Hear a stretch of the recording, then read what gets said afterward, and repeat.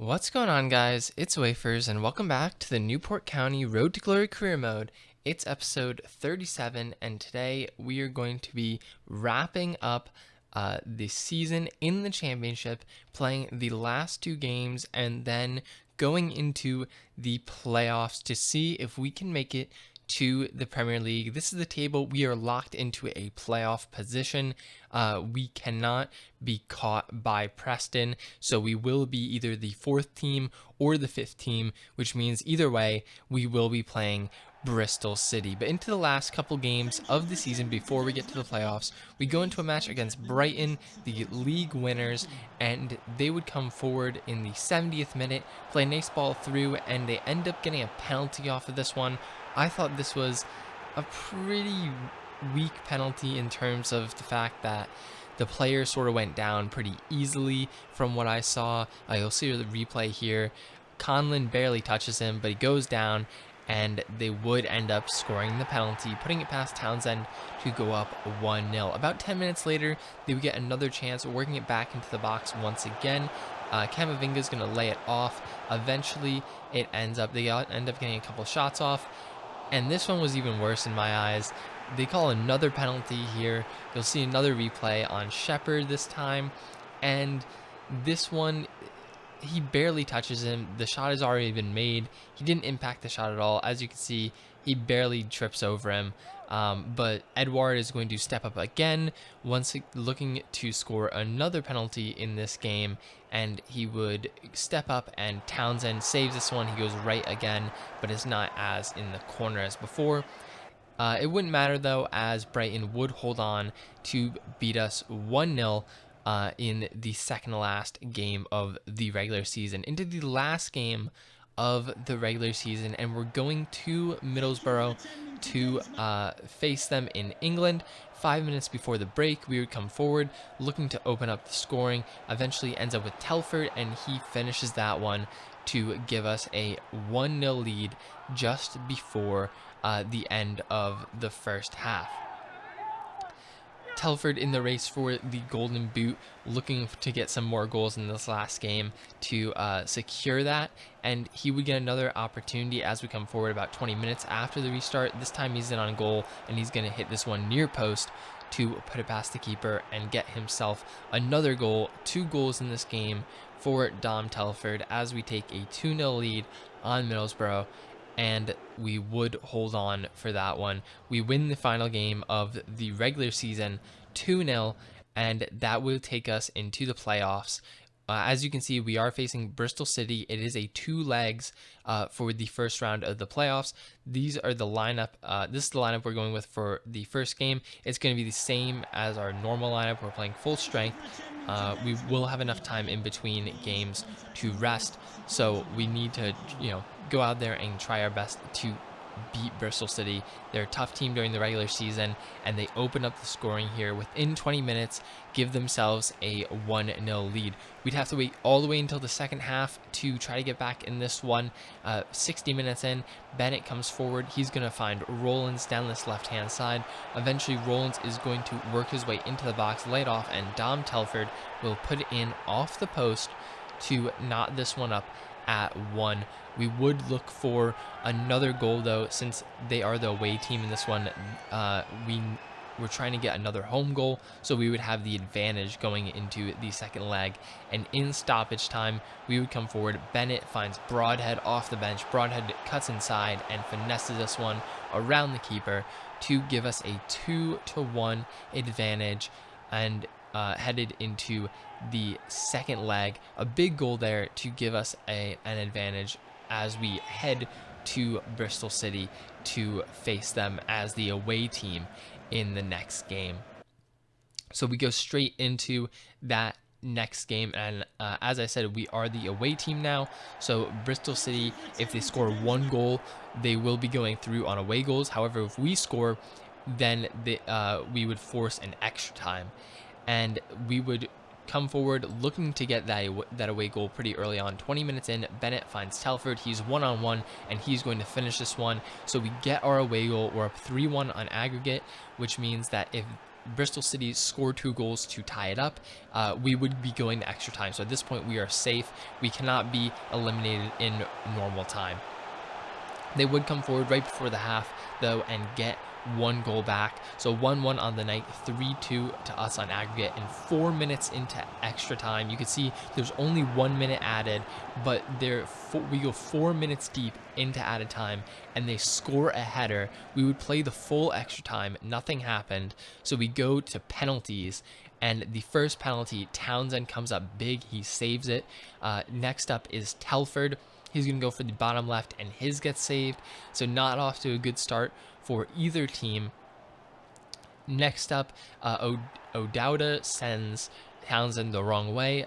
Haynes is up next for us. He's going to go for the bottom right corner and score this one. So 1-1 in the penalty shootout, and the next penalty for Bristol City is a great penalty into the right side of the net. Unsavable for Townsend, but Sheehan would reply, putting his own penalty in, sending the keeper the wrong way.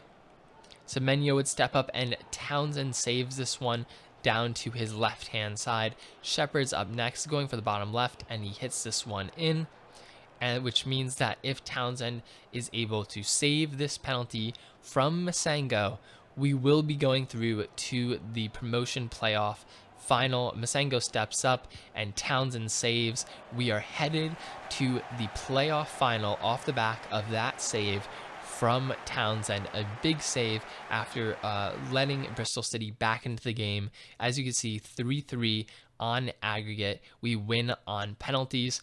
And in the other match, AFC Bournemouth did beat Preston 2-1 on aggregate, which means that the promotion playoff final is between us and AFC Bournemouth, the team that was fighting to go up with one of those automatic promotion spots. Barely missed out, but we are headed to Wembley Stadium for the promotion playoff final. This is to go to the Premier League as we walk out into the biggest game we have ever had. I would say this is bigger than the Carabao Cup final that we were in. We're trying to get our third straight promotion to head to the Premier League. This would be an incredible feat, beating a team like AFC Bournemouth, a former Premier League side, to get to the Premier League for the first time ever, and off the back of 3 straight promotions. So a big game here. This is a single game, so not 2 legs. It's the winner of this goes on, and the loser will have to stay in the championship. And since we got here, I want to go to the Premier League. Since we were able to get here, I want to be able to get to the Premier League. And 25 minutes in, off a corner, Alex Wynn would go for this one. He wasn't able to get it, but it ends up with Rollins, who finesses it home to give us an early 1-0 lead in the first half. In 25 minutes, Adam Rollins has put us up 1-0, and as of now, we are headed to the Premier League. But Bournemouth would not go out without a fight. About 15 minutes after the restart, they would come forward looking for an equalizer, and it's Stanislas working his way into the box. Eventually, it's going to end up with him again. He passes it inside, and Danjuma is able to finish this one to knot it up at 1 with half an hour left. 10 minutes after that goal, we would come forward looking for our goal to send us to the Prem, and Bennett finds Marsh. Marsh is one-on-one. He's going to hit this one home, and we are up 2-1 on AFC Bournemouth as Marsh jumps over the advertising board to celebrate in front of the AFC Bournemouth faithful. We were able to hold on. The celebration begins at Wembley. We are headed to the Premier League. We beat AFC Bournemouth 2-1 in the promotion playoff final. Coming into this match, we had lost both meetings against AFC Bournemouth this season. In the first match of the season, we played them, we lost, and near the end of the season, in the third to last match, I believe we played them, we also lost. We faced them for a 3rd time, and 3rd time is the charm. We are able to finally beat them, and we are going to the Premier League within 3 seasons, we have gone from League 2 to League 1 to the Championship, and now we are headed to the Premier League with this promotion playoff final victory. Bennett is going to step up. He is going to lift this trophy as we are the champions of the promotion playoff. An incredible achievement for this team. Our first year in the championship, I knew that we would be competitive, but I didn't know that we would be able to be this competitive, that we would be able to get into a playoff position, and then to beat Bristol City, who's a very tough team to play, and then AFC Bournemouth, who was fighting for an automatic promotion spot alongside Brentford and Brighton. We'll have to look at the table at the end, but I believe that AFC Bournemouth were at least 15 to 20 points ahead of us by the end of the season, and we were able to overcome the 2 losses we had in the regular season against them, and we celebrate in Wembley on the biggest stage our club has been on yet. Here we are laying in front of the trophy. We are the champions of the playoff promotion, and we are headed to the Premier League for Season 4. An incredible achievement by this team. And here's the final table. As you can see, we ended up in 5th with 81 points.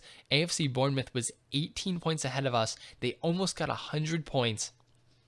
But it's us that are able to head to the Premier League. We scored 91 goals this season, allowed 57 for a goal difference of 34. Actually a pretty good goal difference. We allowed more goals than I would have liked, but we did score a lot of goals, so that is good to see. And we will be joining Brentford and Brighton in the Premier League next season. Looking at the rest of the table, and QPR, Hull City, and Reading are the 3 teams that will be relegated down to League 1. For the FA Cup, the winners were actually West Brom. They beat Chelsea in the final, which I thought was pretty cool to see West Brom pick up the FA Cup. They are currently in the Premier League in this save, and obviously they're doing decent because they were able to beat Chelsea for the FA Cup final. In the Carabao Cup, it was Man U who beat Spurs 5-4 on penalties to pick up that one.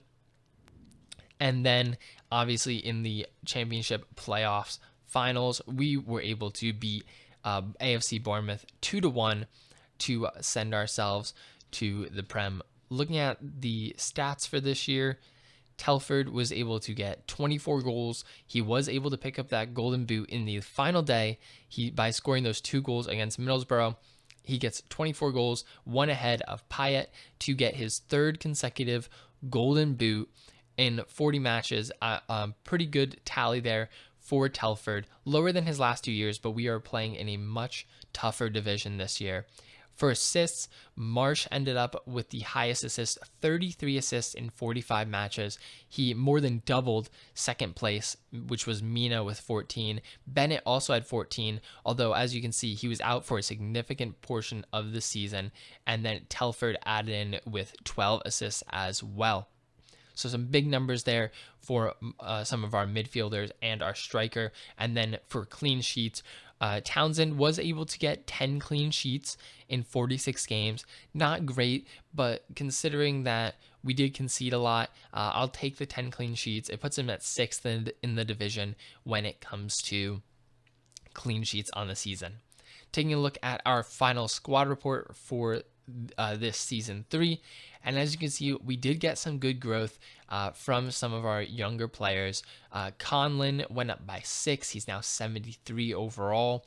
We also have players like Alex Wynn, who went up 5. He's now 72 overall. So our 2 center backs both grew a lot this season. They're very good. I think they'll be very good in the Prem. They'll continue to grow, and I'm very excited to see what they can do as a pairing. I think they'll be our main pairing for the future of this team. Some good growth from some other youth players that continue to develop. Hopefully it means that we can sell some of them, open up some more spaces in the squad as we head into the new season. We have a lot of prospects here and a lot of players that have played well Ibrahim Marsh is one of the players that played incredibly well this season with those 33 assists. He was able to go up 4 to a 77. Harry Coughlin up 3 to a 69 overall.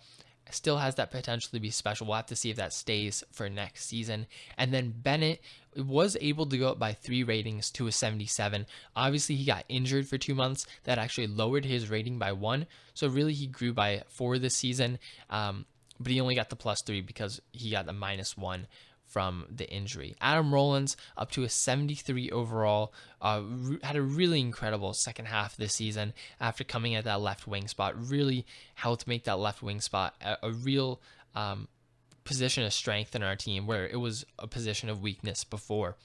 Hopkins was one of the surprises in the beginning of the season, went up by 5 up to a 77, and he really carried us through that Bennett injury for those 2 months early on. He had a lot of goals in that early part of the season, and then he was a big contributor in the second half as well. Lee Jenkins up 5 to a 71 overall.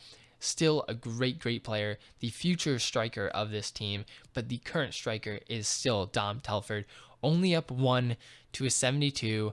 I think he's nearing the end of his growth, which means that Jenkins will get closer. Jenkins will start to compete with him for more playing time. They'll probably end up splitting some of the time going forward so that we can continue Jenkins' growth, and Telford might take more of a second striker role. So overall this season, Telford did lead us with 26 goals. Second place was Jenkins with 16 goals, then Hopkins with 12, and Bennett with 11. Rowlands had 9 goals. Wynn had 6, all off of corners, and Marsh and Broadhead both had 5. Lee Moss contributed with 3. But as you can see, Rowlands 9 goals and 3 assists in 21 appearances. He was really good from that left wing position, a position we had struggled with for a while, and I think that spot is now definitely his. In terms of assists, Ibrahim Marsh had 34 assists this season, Bennett had 17, and Telford had 12. So Marsh ends up with 39 goal contributions this season. Telford ends up with 38. They are our top 2 goal contributors. Marsh had an absolutely incredible season. 33 of his assists coming in the league, which is just absolutely incredible. Hopkins also contributed with 6, Aziz with 4, and then a bunch of players with 3 and 2.